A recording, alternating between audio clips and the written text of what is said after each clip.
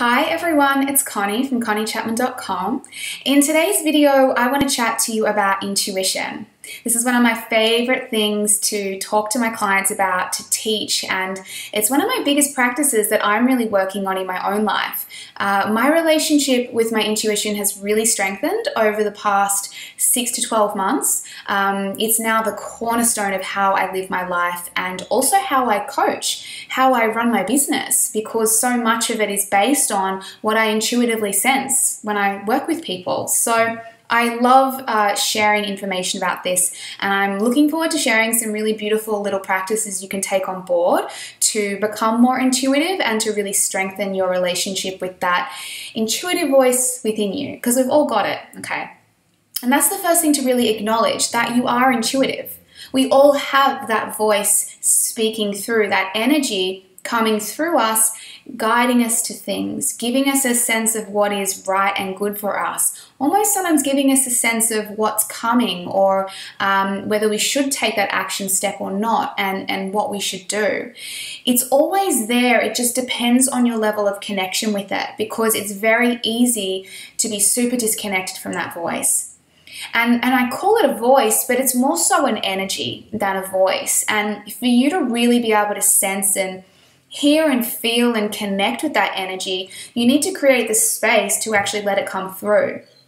But so often we're just, our inner world, so the world of our mind and our belief systems, our thoughts, our feelings, our stories, is usually so full. It's just like jam-packed full of us thinking about things and mulling over stuff and having these emotional reactions, that there's no space for us to feel that other bit of guidance that's coming through. So know that it's always there for you. You have the ability to be intuitive, particularly women.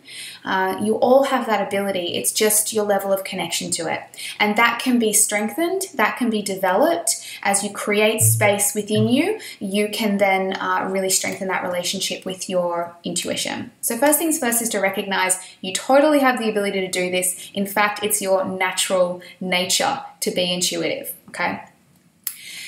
Second thing is to start to get a bit of a sense or an idea of what your intuition feels like to you. This could be completely foreign and completely new, but most of us have had that experience of a sense of knowing about something. You know, that gut instinct? You may feel that way about a certain person that you meet, about a situation.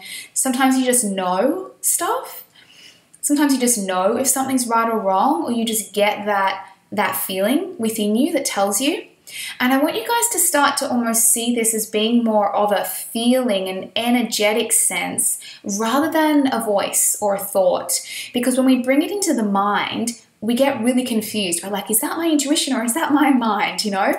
So let's take it away from being a thought altogether. And let's bring it down to it actually being a feeling, a sensation, and an energetic feeling about something, okay? That's usually the best way that you can start to understand it. So just reflect maybe on times in your life where you've maybe taken a leap, you've made a decision, you've done something purely based on that inner knowing, just that sense, that feeling, that gut instinct, and kind of reflect on that and how you knew. How did you know it was right? What feeling came over you? Did you hear a voice? Did you get a physical reaction? Start to understand your intuition and how it actually speaks to you, and maybe when it comes through, you know? Was it when you're in the shower? Was it when you were going for a walk? Was it when you were meditating? When does it typically find a space to get in with you, to be able to speak to you? So just reflect on that. Thirdly is to start to really strengthen this relationship with it. And the way that you do that is by actually acknowledging its presence. I mean, how often do we ignore it? I mean, you guys may not even realize that voice is coming through because you dismiss it so quickly. But it does very often come through. It will find a little smidgen of time, a little gap where it can get in a bit of wisdom, a bit of a feeling, a bit of a sense. And it's up to us to acknowledge it.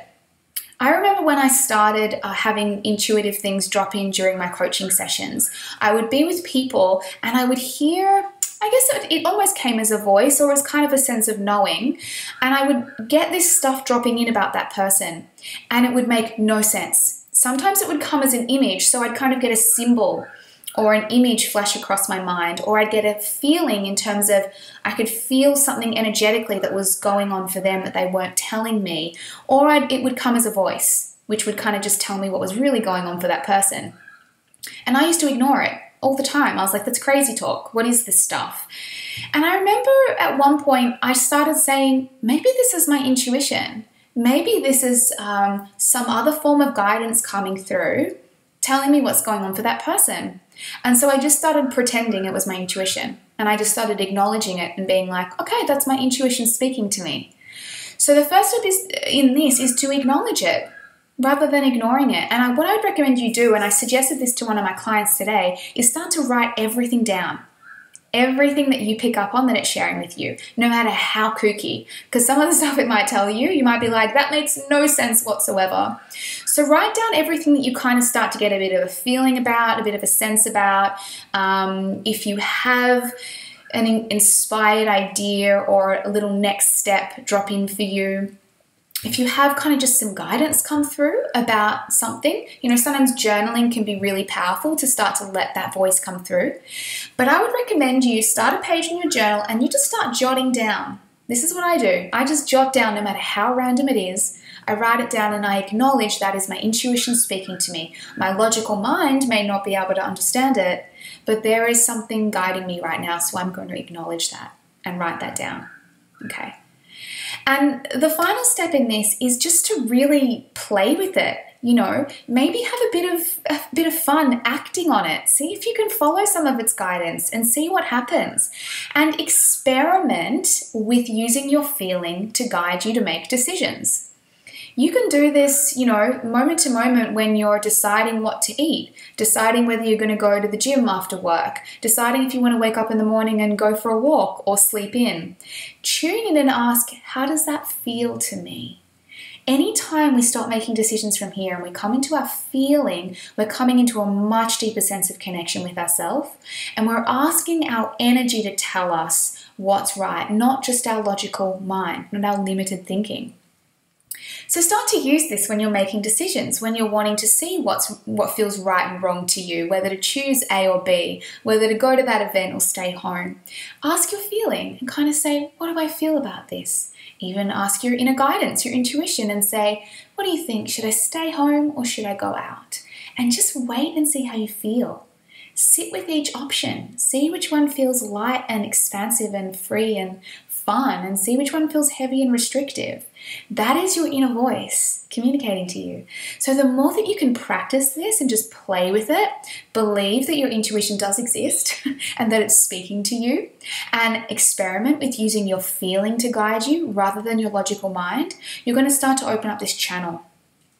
And the final thing I just want to share about this as well is the power of really creating space in your life and in your inner world to hear this stuff. If you can create little pockets of time where you can maybe just go for a walk outdoors, plug in a meditation and listen to some meditation and create some inner space, go to a yoga class, just sit and drink a cup of tea in silence, the more little pockets of moments that you create space, stillness, you will be giving your intuition opportunities to speak up.